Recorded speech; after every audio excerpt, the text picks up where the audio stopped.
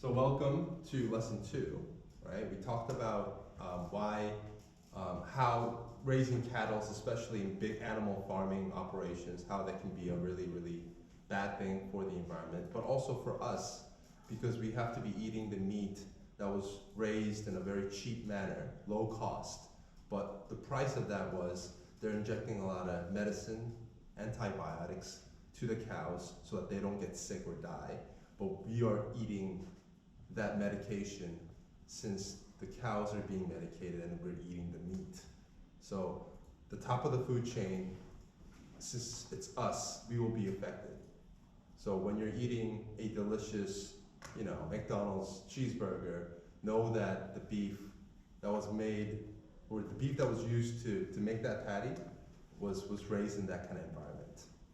And there's no way around it, is because if you try to produce beef in a humane and organic manner, then the price will, skyrocket, and you will no longer get that dollar cheeseburger that you do get. And honestly, for y'all, you guys are probably in the wealthier spectrum if we consider throughout the entire world population. So you guys can afford, or actually you guys have a decision to make whether I want to pay for this McDonald's burger, or do I want to be a little bit more conscious with the environment and everything else, with the health aspects, and just get something more expensive but relatively produced in a better way, more ecological, more sustainable way. And for those people who say, hey, you know what, just eating meat in and of itself is destroying the planet. So if you love eating meat, then you can't consider yourself an environmentalist. That is the predominant rhetoric that you will see online. So it's very hard to find an argument for meat. Does that make sense?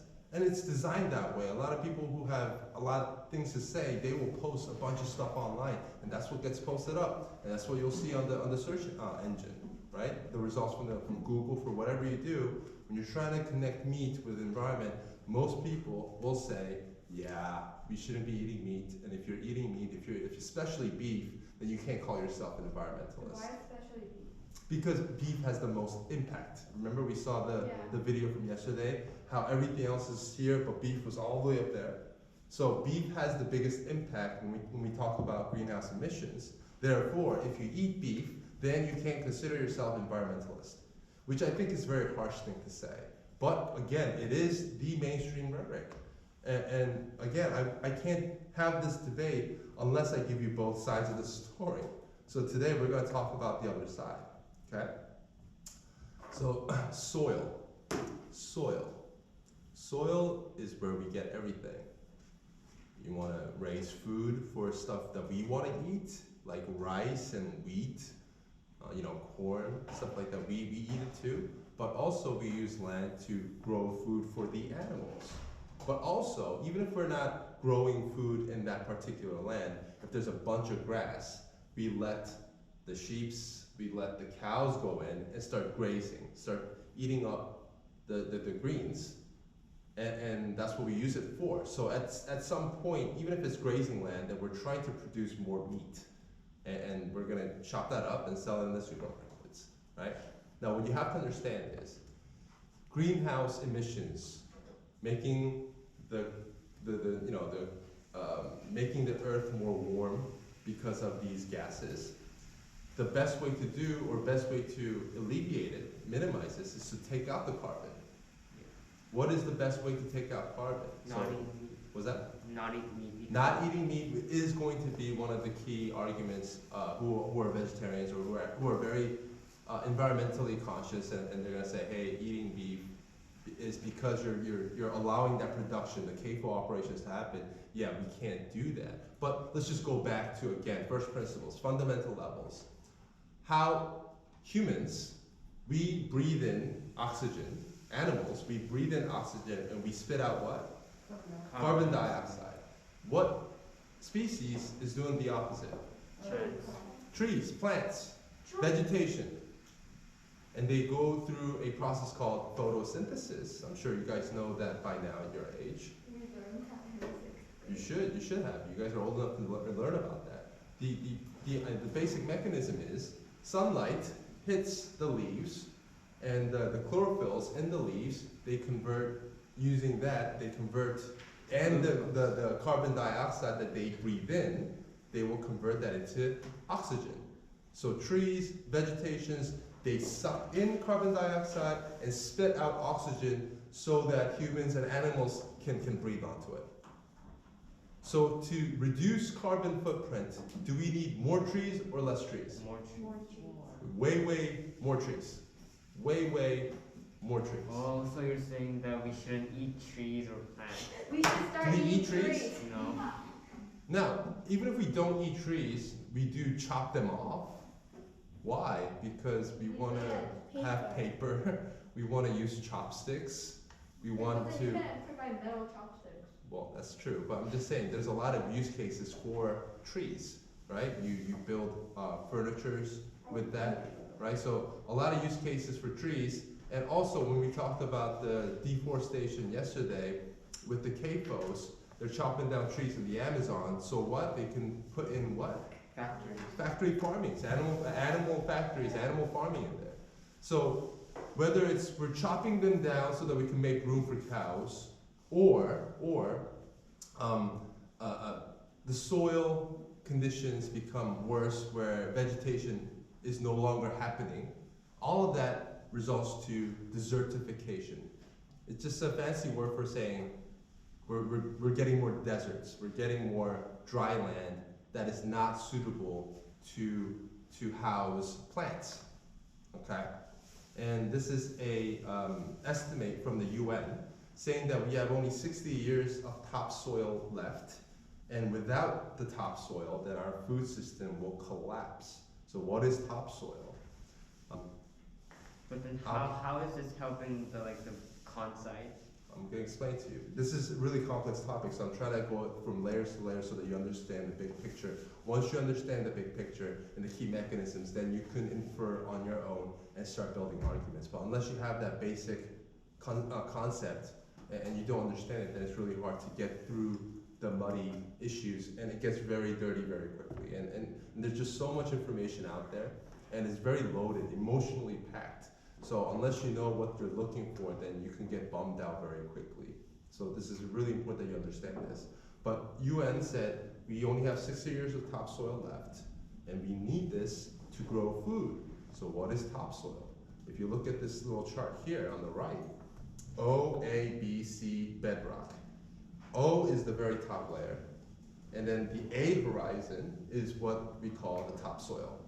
And this is where you grow, or this is, the reason why this is important is this is the area where if you plant any kind of plants, then the roots will settle on the topsoil. So you need to have good and a lot of topsoil so that plants can grow. If you go below that on the B horizon, that's where the trees or the bigger trunks can kind of steep down. But beyond that, with C horizon and D, it's all rocks. So you're not getting much from that. And it doesn't even go down that deep. The key word here is topsoil, and we want to be making sure that we have healthy soil so that the plants can live in there and thrive. Okay? So far so good? Yes. This is seriously complicated. It is. It is. Why do we keep discussing with science from last week? Because of science the 5G thing, and this is also related to a lot to science. It is. And you don't have to be the expert scientist in this field to understand the basic concepts. This is something that should be educated to everybody, and everybody should have a basic understanding of this. Should you know the nitty-gritty details and what kind of microbiomes and what kind of bacteria and what kind of systems are happening in detail? Probably not, and you can still get away with that. But having a big picture understanding is super important so that you have a context of understanding the key arguments from both sides. Okay? So desertification, the reason why this is bad, we don't like to have a lot of deserts. Why? Can you live? Is it easy to live in a desert? Why? Why is it hard to? It's hot, but no water. There's no water. There's no vegetables. There's nothing that you can live off of. So living in a desert is not an option, and we don't want deserts. But sadly, we're losing a lot of good land, and they are becoming deserts. That's why you have the term desertification. It's a made-up word, but it's a fancy word of saying, hey, well, I didn't make this up. It's the people in the field No, made it it just up. sounds Right, yeah, they put a fication afterwards and made it into a noun form. But the idea is that we are, because of what we're doing to our land, we are turning regular land into deserts. We're making the land go bad. We're degrading the soil. Does that make sense? So far, so good. Why is desertification bad? Because it increases droughts and flooding. Yeah, Okay. because there's no trees to block the flood. There you go. Good, good, good. And because of that, there's poverty. Nobody's making any money off of the land, and they can't sell any of the crops onto the market, and they can't feed their kids, and they can't eat anything for themselves. So more poverty. They're getting poor, right? Social breakdown. If you're not feeding yourselves and your kids, are you happy with your current situation? No, then you're gonna have a revolt. You're gonna be like, hey, government, what are you doing? Government. Yeah, what are you doing? And a lot of the demonstrations, a lot of the protests that happens is based upon just regular people not getting access to food. It's that simple. Like, right now in the States, George Floyd and, people with race and charging the streets and stealing stuff from Nike and whatever, that's a racially charged issue. But globally, people, when they revolt against a state or a king or a government or whatever, it's because they're not getting any food, they're not getting any decent stuff to eat, and they're pissed off. That's really what it comes down to. So you don't want to have poverty, you don't want to have social breakdown. Why? Because it leads to violence. If I can't get anything to eat, then what's gonna happen? I'm just gonna starve to death? No, you're gonna move. I'm gonna move and I'm gonna start invading other people. I'm gonna start taking their food. Why? Because I have to live. I'm not gonna just die here. I gotta go somewhere else and start taking something away from others, and that's the only way to do it. So it breeds more violence. We don't want that. Destruction of cultures. Obviously, anybody living in that land, because they can't live there anymore, how they used to live for hundreds and whatever generations, that's no longer happening. So you're getting rid of the culture. Emigration to Europe. This is in case of Africa. So the more deserts or the more land is, the more land becomes desertified, right? Then because people can't live there, they're gonna have to migrate to other places. And where are they gonna go? They're gonna go to affluent, developed countries like Europe and the US and whatever. And they're gonna try to find jobs there, and they're gonna try to feed their kids. And that's the only way to do it. Can this also support the pro side too? Because We're this getting is there. why we should plant more plants and trees. Yes, why is having a lot of plants and trees, why is that so important? This is why. And desertification isn't something like, a bunch of people say it's a serious issue and a bunch of people think it isn't. No, everybody agrees that we're losing good soil. We're losing good land, good enough to be either for grazing or for cropping, right? For whatever it is, we need to have good land, fertile land, so that we can start planting stuff and get harvest out of it so that we can live off of it. But if it becomes a desert, then it's a dead land and nobody can use anything. So that's not a good idea. And everybody can agree that having a lot of deserts isn't a good idea. It's the common problem that everybody understands. Okay? So recruitment of dissident organizations, this goes back to the violent thing. If you live in an area where it's really poverty stricken and people can't get anything to eat, and you have now you have a distaste for the system, for the government, for whatever, they're gonna start forming groups. They're gonna start forming terrorist groups, and they're gonna say, hey, we're If you just don't gonna, give us yeah, food, we'll exactly. shoot you. So the people who are recruiting, these terrorist organizations who are recruiting people, they're not gonna be recruiting people who are happy and well off and well fed. They're recruiting people who are pissed off, who are starving, and has no hope.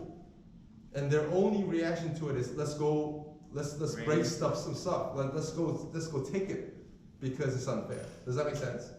So for you to stop recruitment, for you to stop the influx of these people going into these terrorist organizations, you have to feed them well, or they have to be well fed, they have to be happy, and they have to have some sort of a hope for the future generations and say, let's continue this so that we can feed our kids and also teach them to do the same thing, so that they don't have to feel hungry and left out and disenfranchised and whatever. Okay? And obviously this leads to climate change. Why? Because you don't have enough vegetation, and like we said, what's the best way to get rid of carbon? Get more vegetation. Because why? Vegetation is the best mechanism to suck in all the carbon. And it's called sequestering carbon. Sequestering carbon.